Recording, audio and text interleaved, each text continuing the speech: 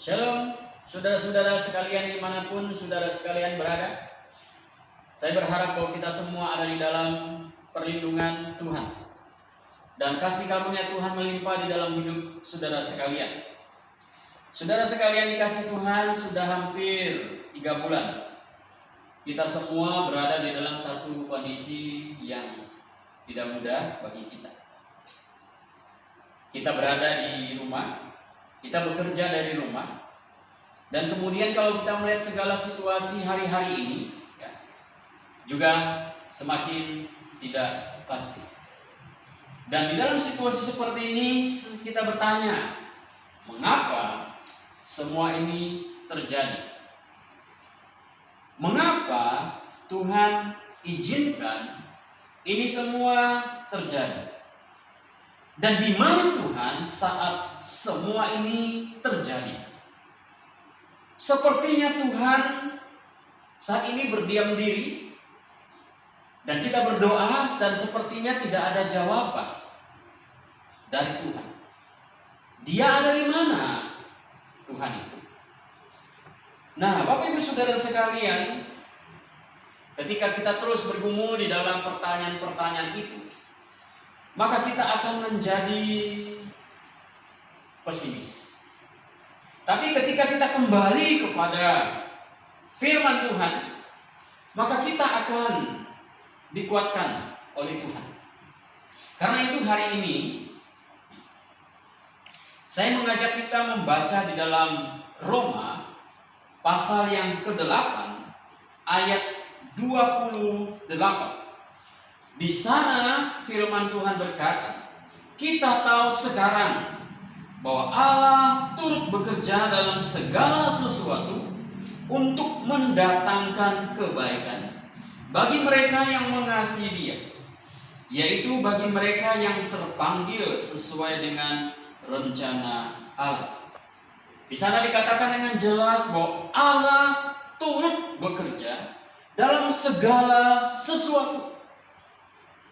Kalau kita kaitkan dengan kita hari ini, maka kita juga percaya bahwa Allah turut bekerja di dalam peristiwa yang kita hadapi hari-hari ini.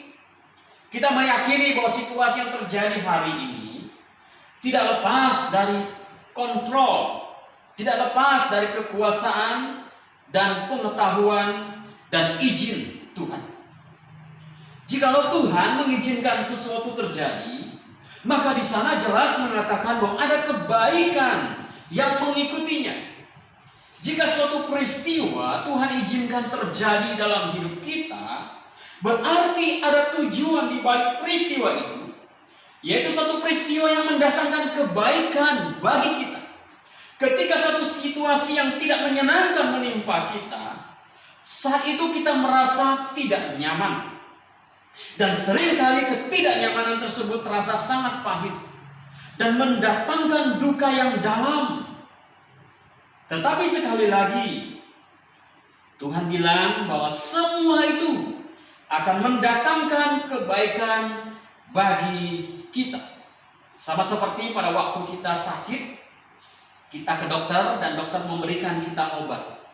Dan kadang-kadang obat yang kita minum adalah obat yang pahit, bahkan ada yang sangat pahit. Namun setelah kita meminum obat yang pahit itu, maka sedikit demi sedikit kemudian kita menjadi sembuh.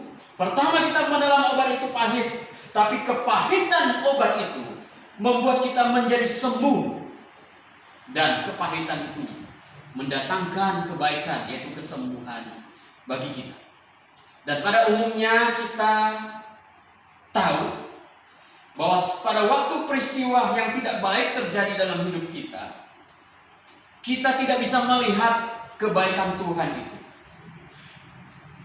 Kecuali ketika kita sudah melewati masa itu, lalu kemudian kita flashback ke belakang, dan kemudian kita berpikir, oh peristiwa itu terjadi, ternyata hari ini ada kebaikan bagi saya.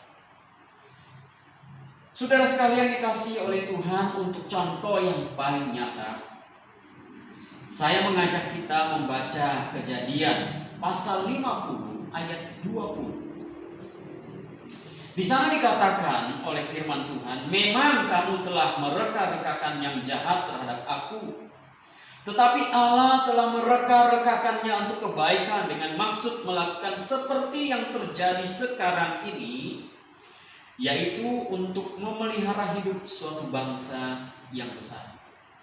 Kalimat ini keluar dari mulut Yusuf. Kalimat ini keluar dari pengalaman Yusuf sendiri.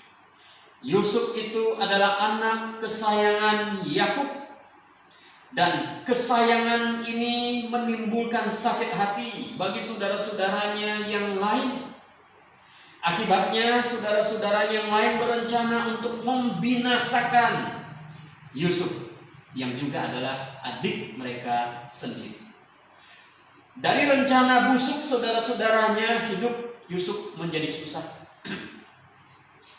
Dia dijual sebagai budak, bekerja sebagai budak, difitnah oleh istri Potifar, masuk penjara. Dan di dalam penjara ia bertemu dengan orang kepercayaan raja, dan dia sempat menolong orang kepercayaan raja itu.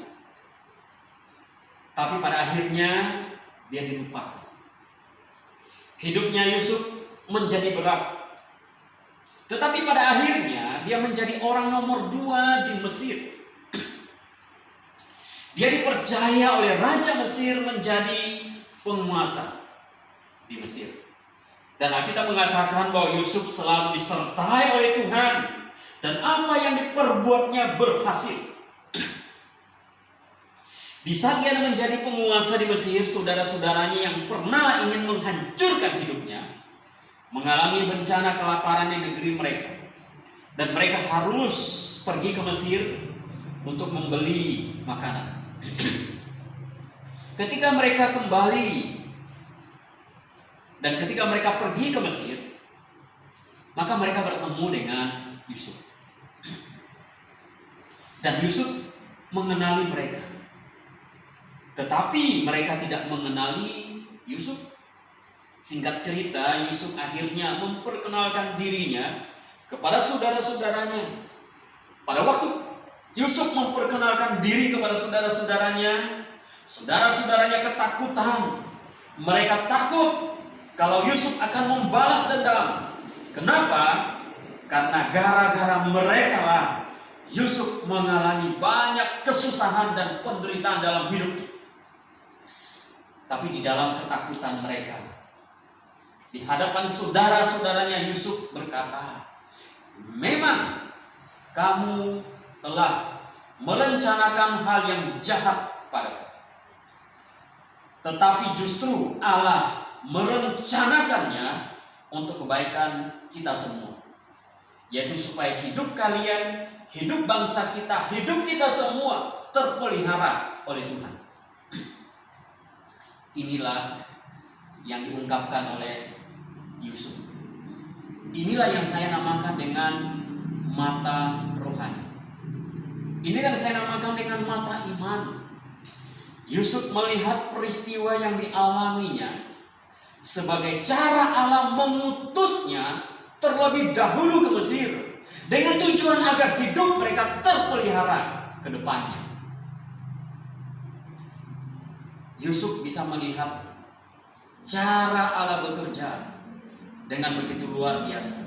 Maka ketika dia diperhadapkan dengan posisi yang tinggi, lalu dia bertemu dengan saudara-saudaranya yang telah pernah mencelakakan hidupnya, dia tidak sakit hati, dia tidak dendam, dia tidak membalas dendam, tapi dia berkata, kalian yang merencanakan yang jahat kepadaku, tapi Tuhan merencanakan yang baik untuk kebaikan kita semua. Saudara-saudara yang Tuhan kasihi, demikian juga dengan kita hari ini. Kita berhadapan dengan situasi yang tidak mudah. Kita berhadapan dengan banyak hal yang terjadi dalam hidup kita belakangan ini.